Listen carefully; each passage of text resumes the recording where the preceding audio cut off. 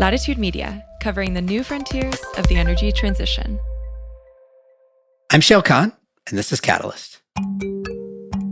We can see pretty clearly for the next 2 years, because we have quotes from both from raw material suppliers and from cell suppliers that the price is falling by about $20 per kilowatt hour over the next two-ish years, 2 to 3 years.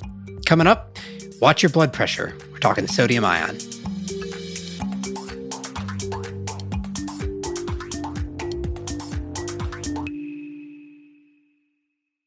Imagine a world where connected devices like EVs, home batteries, and smart thermostats work together to support a more efficient, reliable, and affordable power grid. Energy Hub is making this vision a reality today. With Energy Hub's Edge DERMS platform, utilities can create virtual power plants through customer-centric flexibility programs, making it easy to manage distributed resources and balance the grid. Unlock grid flexibility and reliability through cross-DER management with Energy Hub, the trusted Edge DERMS leader. Visit energyhub.com to learn more. Catalyst is brought to you by Antenna Group, the communications and marketing partner for mission-driven organizations developing and adopting climate solutions. Their team of experts help businesses like yours identify, refine, and amplify your authentic climate story. With over 3 decades of experience as a growth partner to the most consequential brands in the industry, their team is ready to make an impact on day one. Get started today at antennagroup.com. Need to accelerate procurement for an upcoming solar or storage project? ANSA is your best source of intel to stay on top of current policy, tariff, domestic content, and supply chain issues. ANSA's team of experts is available to help you adjust procurement strategies, secure safe harbor products, and find existing inventory in the U.S. as policy continues to evolve. Learn more about ANSA's subscription and service options to help you navigate an uncertain market at go.ansarenewables.com/latitude. I'm Shayle Kann. I invest in early-stage companies at Energy Impact Partners. Welcome. All right, so a while back, we had our first conversation on this pod about sodium-ion batteries, in that case with Adrian Yao from Stanford. Sodium-ion has garnered a fair bit of attention as a potential future chemistry that sort of continues the trend we've seen historically within lithium-ion from NMC to LFP, which is to say a chemistry with potentially lower CapEx, lower energy density, but some other characteristics that make it better for certain applications, lower range vehicles, and then particularly for stationary storage on the grid. Sodium, in addition to that, has a bunch of other potential advantages, from a very different supply chain that could be more domestic, in the US at least, to potentially drop-in manufacturing capability, to different safety characteristics. There's a bunch of things that are pretty interesting about it in principle that need to be proven out still in reality. I would say that conversation that we had with Adrian about sodium ion was fairly sober, and I think reflected a fairly steep hill that the chemistry would need to climb in order to compete. So I thought it'd be worthwhile to present a more bullish view from somebody who's on the ground starting to deploy sodium ion systems. Landon Mossberg is the CEO and co-founder of Peak Energy, which is commercializing sodium-ion batteries specifically for stationary energy storage applications. As you can imagine, he's very optimistic about it. So let's see why. I will say this gets pretty wonky. So if you either aren't already in battery chemistry world, don't know about sodium-ion, or just need some of these terms defined, go back to that episode with Adrian Yao. We'll link to it in the show notes, and that'll be a good primer for you. In the meantime, here's Landon. Landon, welcome. Thanks. I'm glad to be here. Let's talk about sodium ion. I want to start with you kind of walking me through from a global perspective, like where we are in sodium ion technology, manufacturing, deployment, et cetera. So start with the big picture. How would you characterize like today's state of affairs in sodium ion batteries?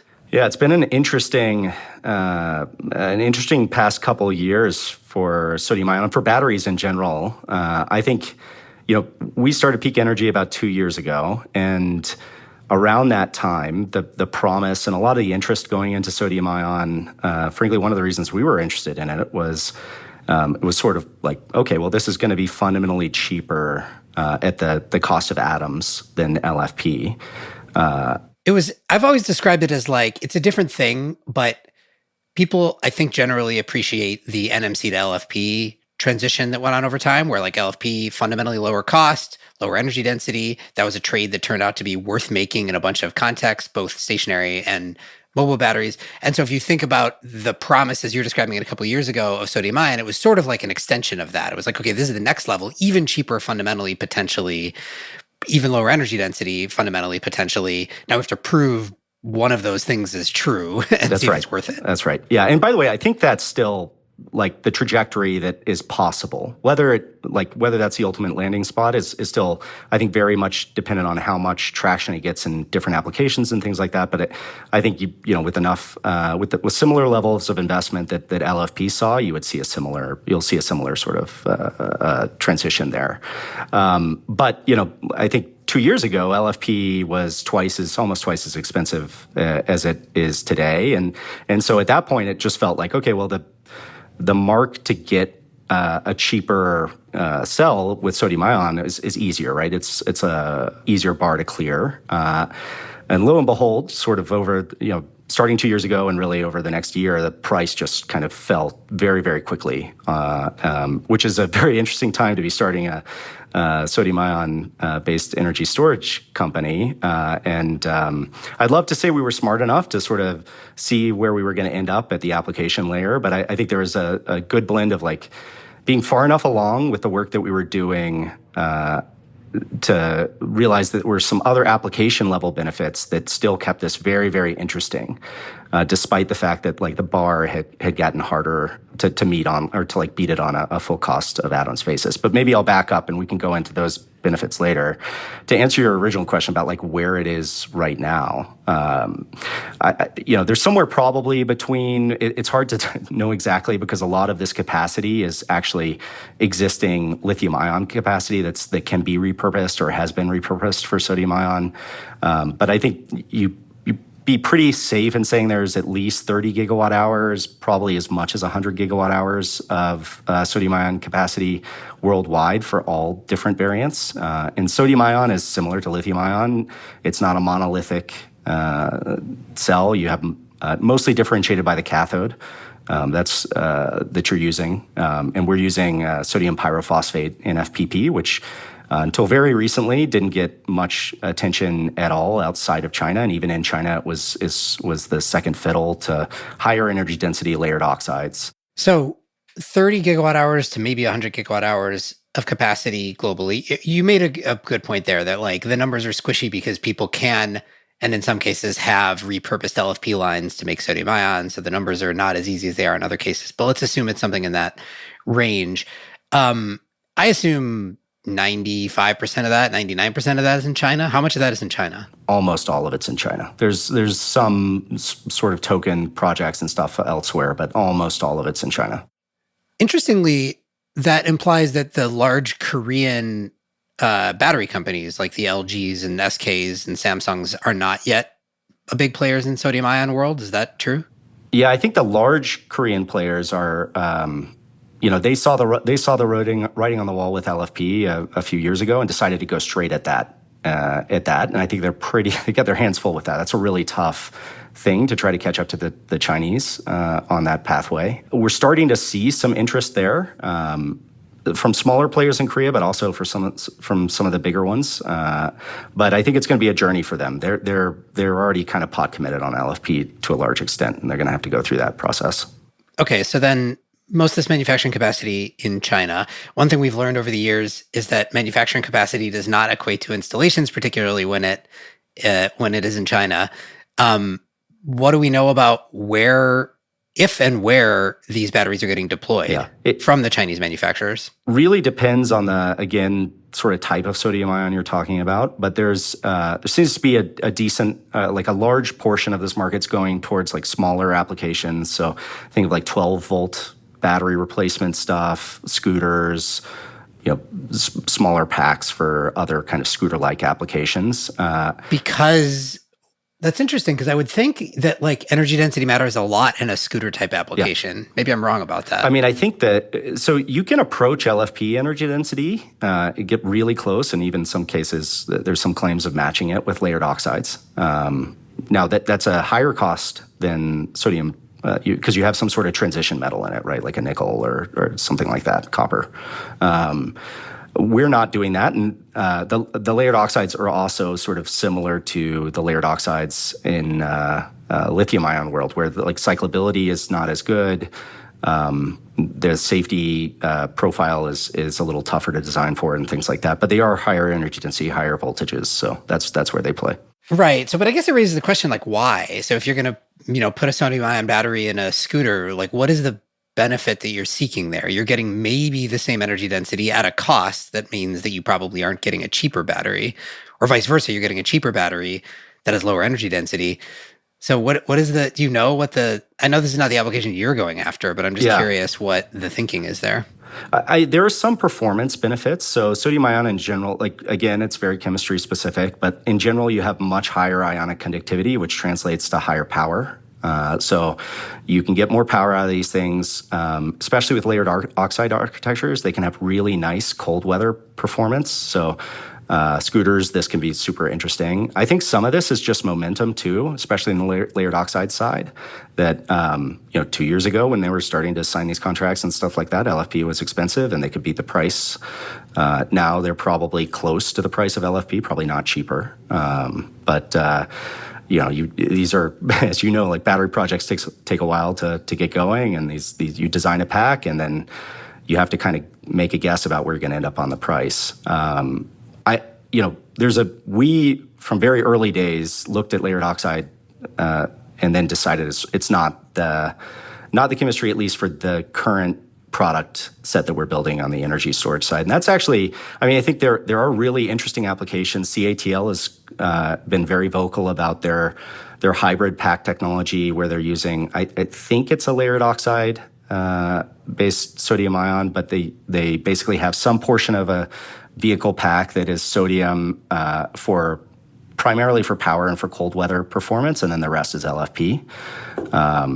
And you're also hearing BYD push out their first sort of sodium ion packs. So I think there's a broad consensus that this is trending in the direction, and we see the same thing. I mean, from the quotes and what we're hearing from the suppliers, not just cells but also materials, we see a really low risk pathway to the crossover point on price with LFP coming somewhere between 2028 and 2030 out of China.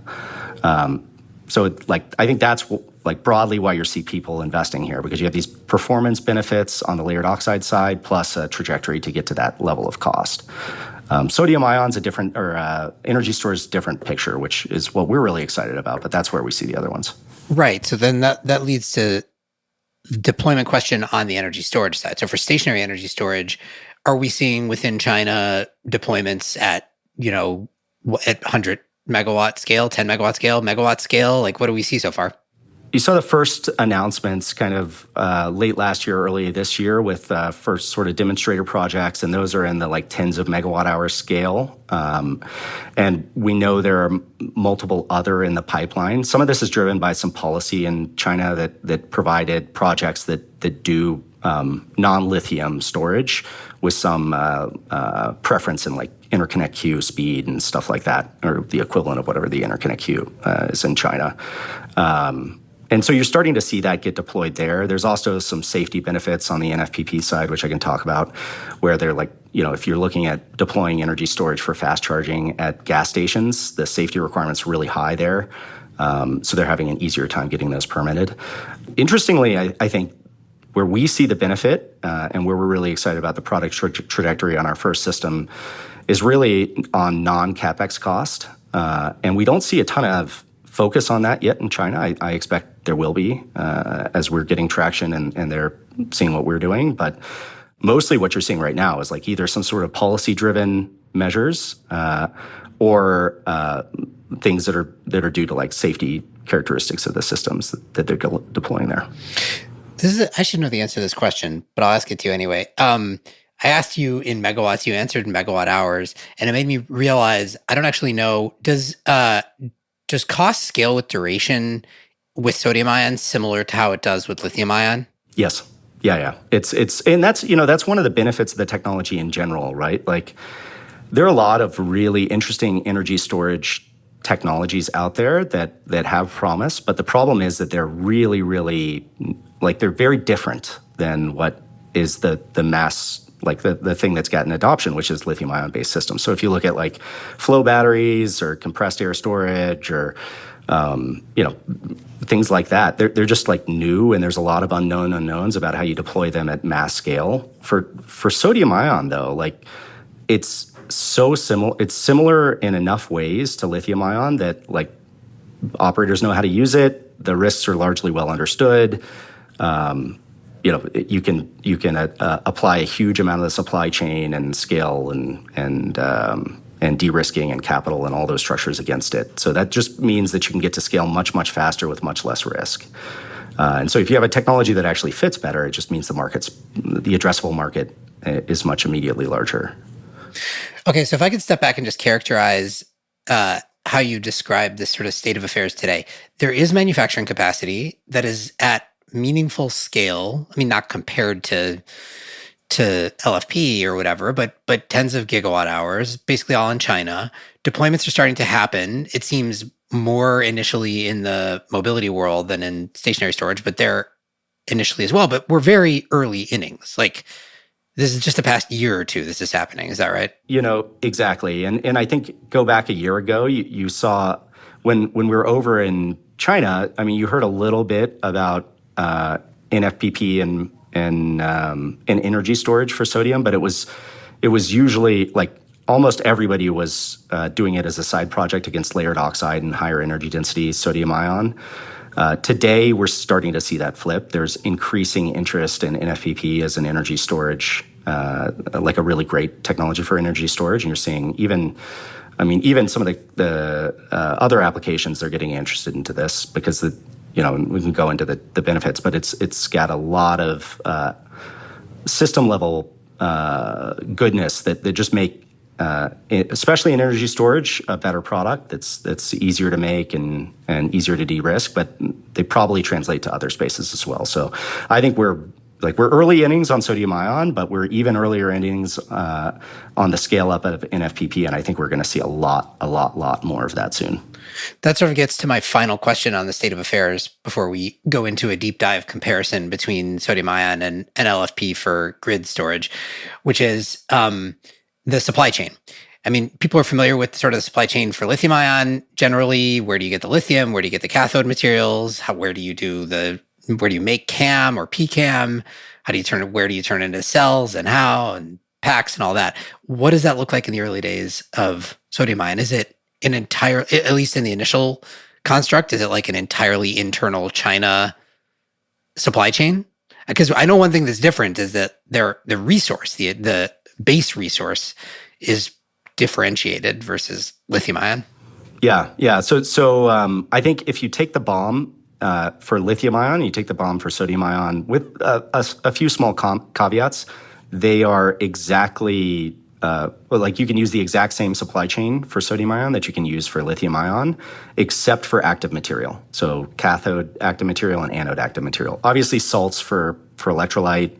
And then as you get to more specialized architectures, we see a lot of opportunity to customize stuff like separators and solvents and stuff like that, which we are doing. But in general, that's like one of the really nice characteristics of this is that you have a scaled supply chain that you can already draw on for most of the BOM.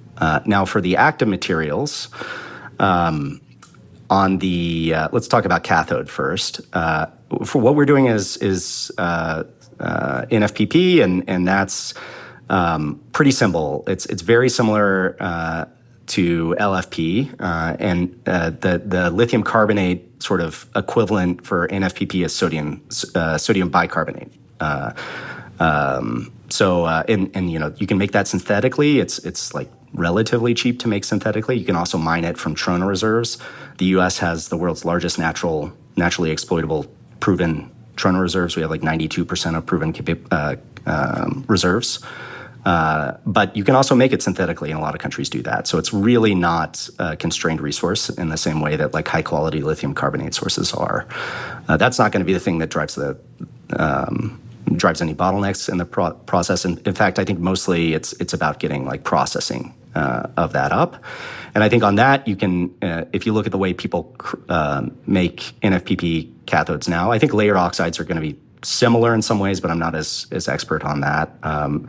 NFPP can use very, very similar process steps as lithium-ion cathodes. Interestingly, you can sort of do you can adopt processes that take from LFP type cathode manufacturing or from layered oxide type cathode manufacturing on the so you have some choices there, and I think there's ongoing optimization around that. That's part of what's going to continue to drive like cost optimization on the cathode side. Of course, like most of the processing capability for that today is in China, but I think if you talk about the scale of the challenge to bring up like non-Chinese supplies of active material, it's much easier for sodium ion because you have much less incumbent scale benefit in China to compete with on that technology. So if we wait for 4 or 5 years to get into this game, we're going to be in a similar place that we are today on LFP. But today, at least, you're not facing such a huge economy of scale challenge. Active materials, a really interesting thing too, which we can talk about as well if you're interested in that. But yeah, hard carbon's on the anode active side. Catalyst is brought to you by Energy Hub. Energy Hub helps utilities build next-generation virtual power plants that unlock reliable flexibility at every level of the grid.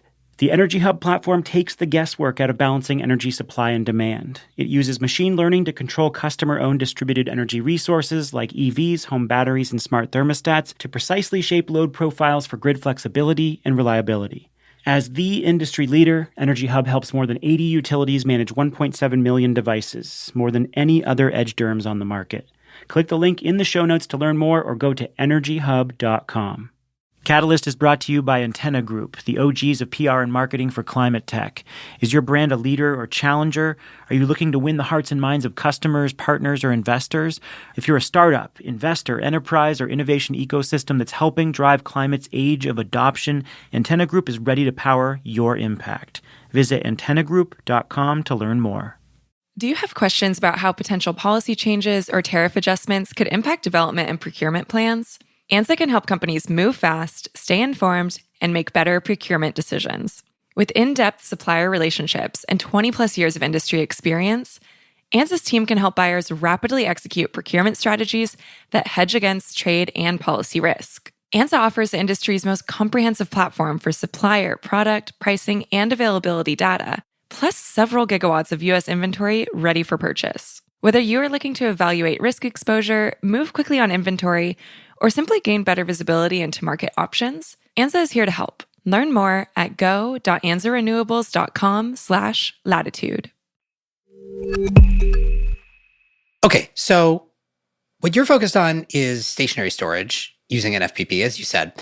And I know that your view is that an appropriate comparison, obviously the thing you need to do to win is to go take down LFP, or at least take down, a chunk of LFP, right? To go penetrate that market substantially, because that market is dominated by LFP. So I think your view is that an appropriate comparison between sodium ion and LFP for grid storage purposes is a holistic view of a bunch of different characteristics. So what I kind of want to do is run through a bunch of different characteristics for you and have you walk me through how you view the comparison between kind of sodium ion, let's say over the next couple of years, not 10 years from now and not today, but what you see is realistic in the sort of, if somebody's developing a project, if they're developing a greenfield project today, what is that going to look like? And then you can tell me sort of how these stack up against each other. Yeah, happy to do it. And I think maybe to reframe kind of where, like a little bit about how to think about peak energy. I mean, we are building our first technology on sodium ion, but I would not necessarily think of us as a sodium ion company. We're a vertically integrated energy storage company. We want to work from the cell up to the system and pick the best technology there. So it's not necessarily that we want to beat LFP. We want to just pick the right technology for this application, and if we think that's NFPP, hard carbon, sodium ion right now. There are some really interesting things that might be interesting to talk about later with LFP, high temperature LFP and stuff like that we are working on. But we're not dogmatic about LFP versus sodium ion. We just want the right technology there. Good. So that means you'll be less biased in the answers that you'll give me in a moment as we compare the two. Okay, so I want to start with the sort of obvious one, which is CapEx. Talk me through CapEx and how they compare to each other, I think at the cell level and then at the system level, which is always important not to forget. Yeah. So, and that's where this gets really interesting. So, at the cell level, it doesn't really make any sense to talk about cost per cell, right? Because what you actually care about is how much energy is in the cell. So, cost per kilowatt hour is the thing to care about. And on a right off the bat, NFPP, the primary challenge for the chemistry is that it's less energy dense than LFP, substantially less. It's getting better, but like that gap is pretty wide. And so the material inside the cell is dirt cheap. Even though it's substantially less energy dense, you're less. You make up a lot of that cost because your materials are really cheap. But we're still today we are depending on which LFP you're comparing to, the cells that we're working on are somewhere between $15 to $30 per kilowatt hour more expensive than equivalent LFP on a cost per kilowatt hour basis.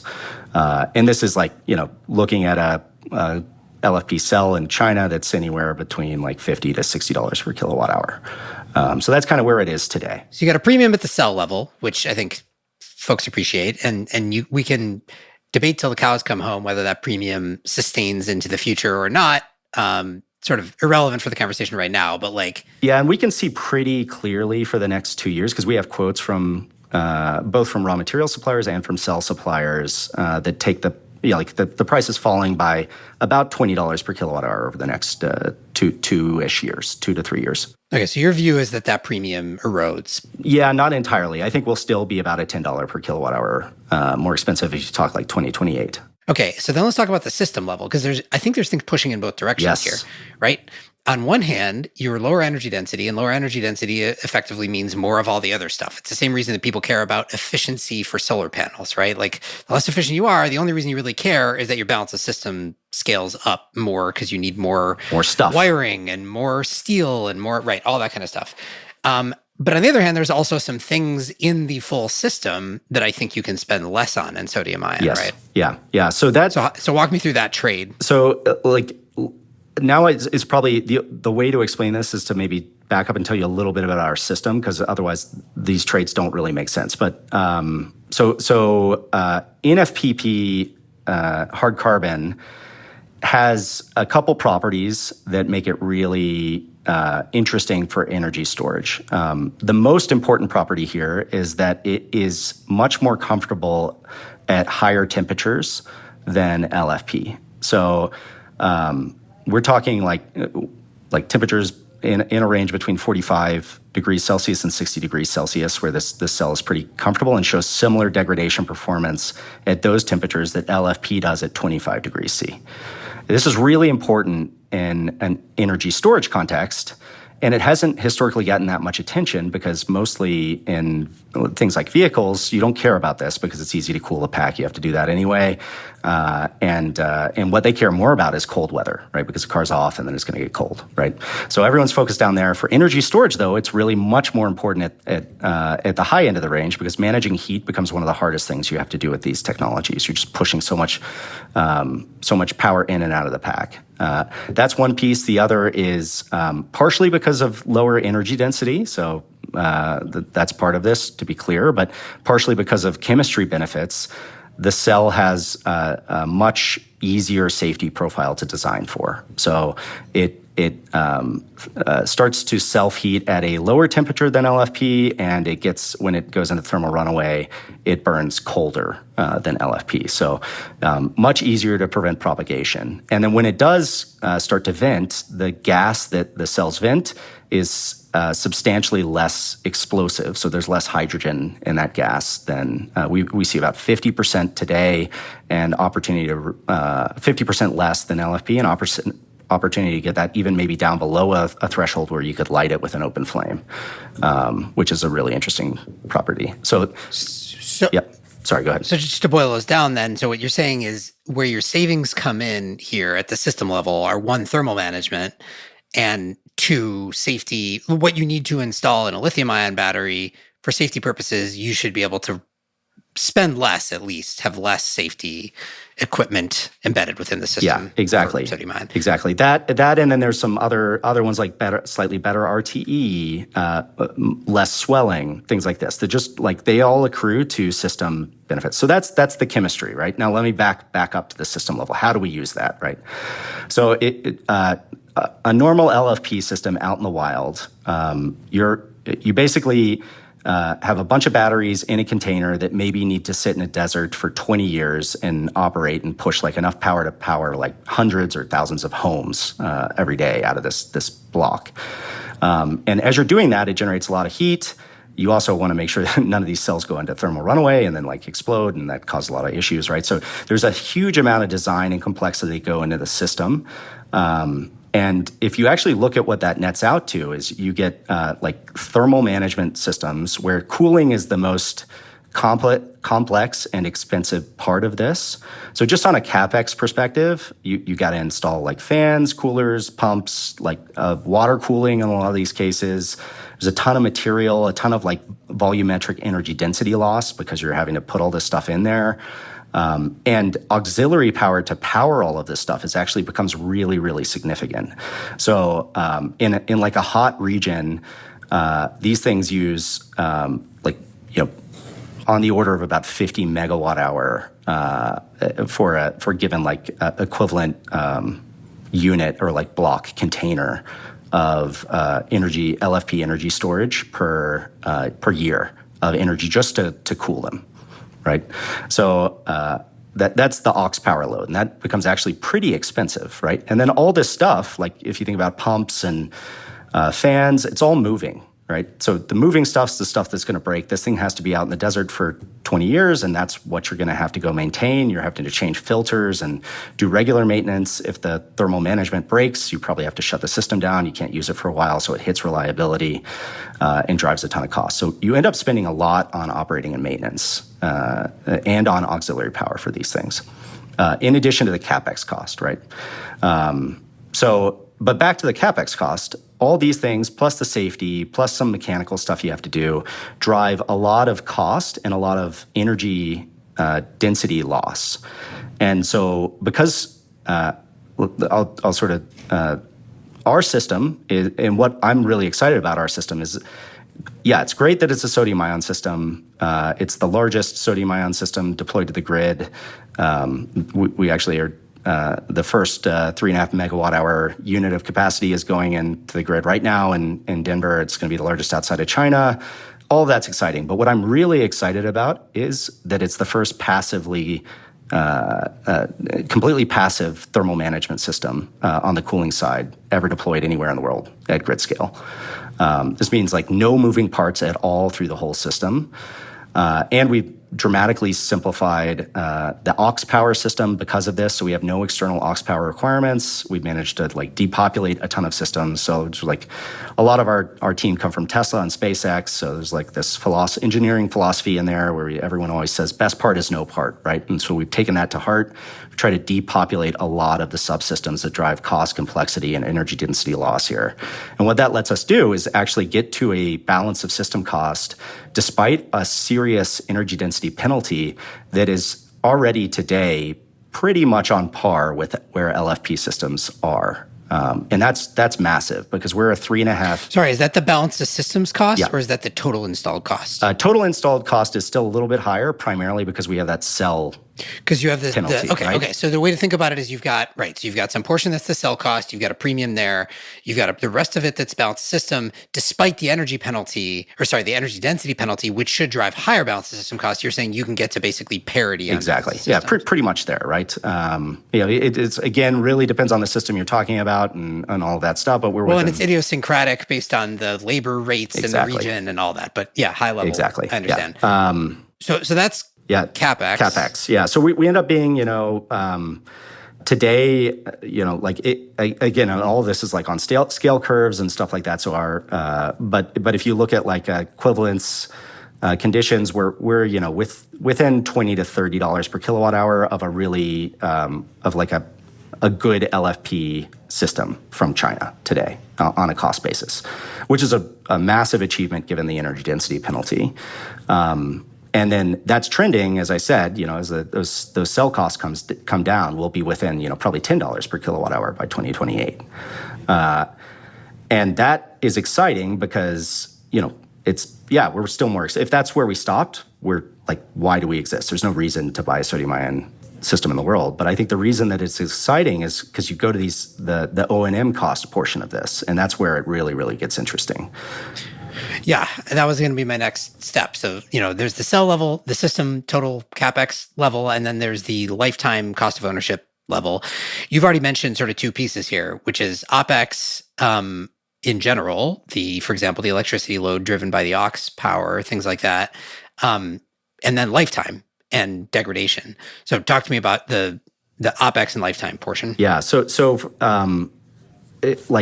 what's interesting about this, and it was super surprising to me when I got into this space and we started the company, because at the time, and still today, I think everybody's focused on the DC block cost, right? That's what you're trying to get energy density into that. Everyone's going higher energy density, just trying to drive those costs down on the CapEx level.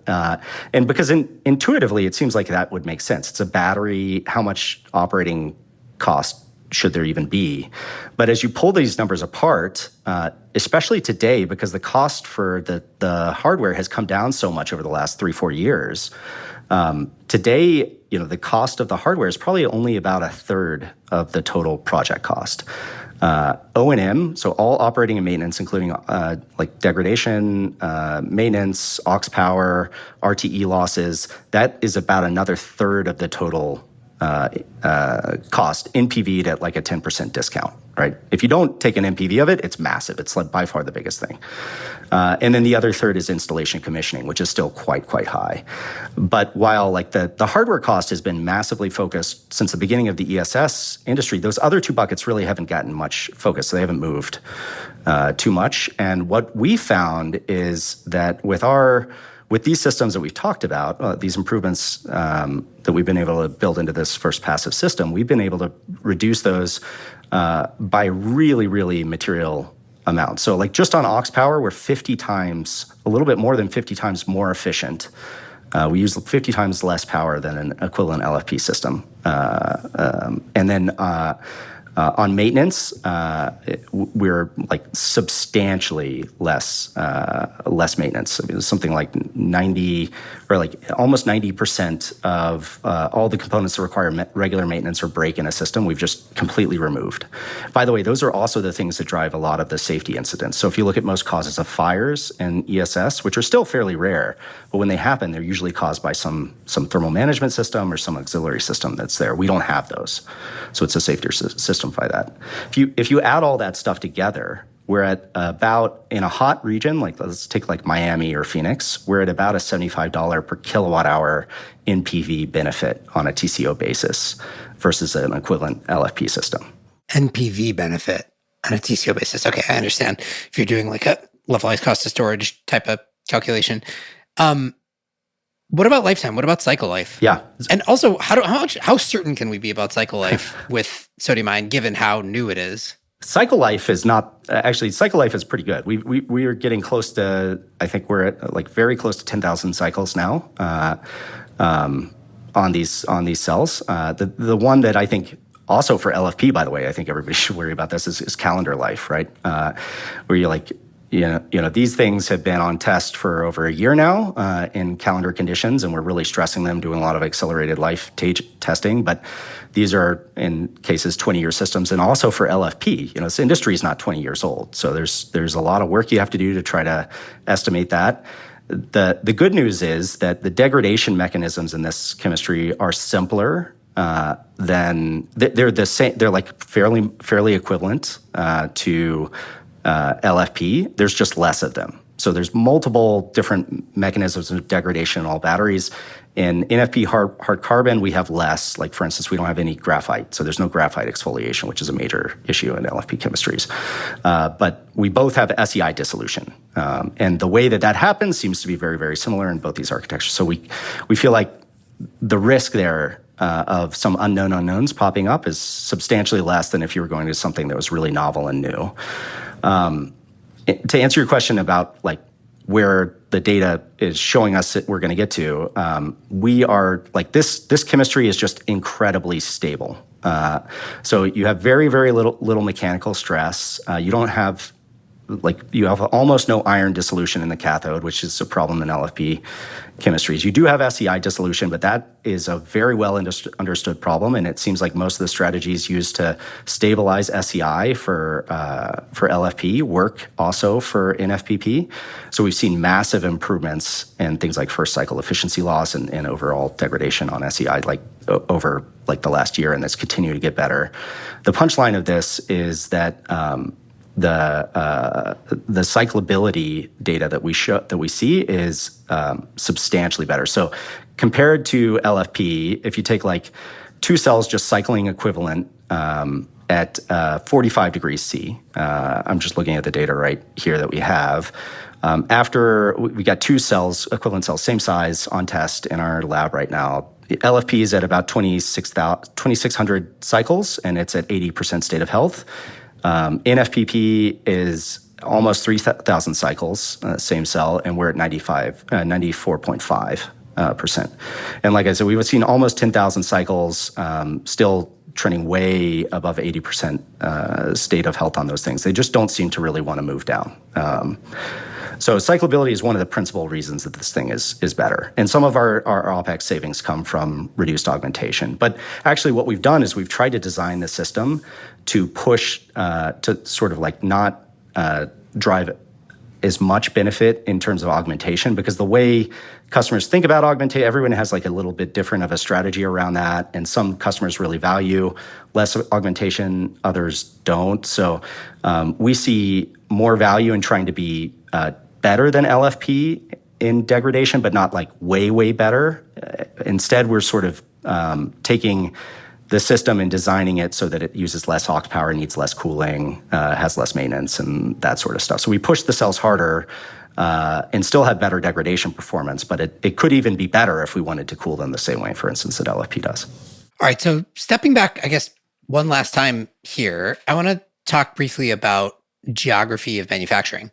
I think in LFP world, right, we have been very China dominant at the cell level. That's where the big CapEx investment is, on the cell. And now we're starting to see LFP manufacturing stood up in the US, at least to some extent, right? We've got LG and Panasonic, Tesla, and so on coming. What do you think happens with sodium ion, and what is your plan, right? Like right now you're buying cells from China because that's where they're produced. Are you eventually going to have to stand up a cell line assuming you stick with sodium ion in the US, and what's that going to look like? We're definitely going to build cell manufacturing here in the States. We're also going to continue to work with partners all over the world. Obviously, we have some good partners in China right now. We're in the process of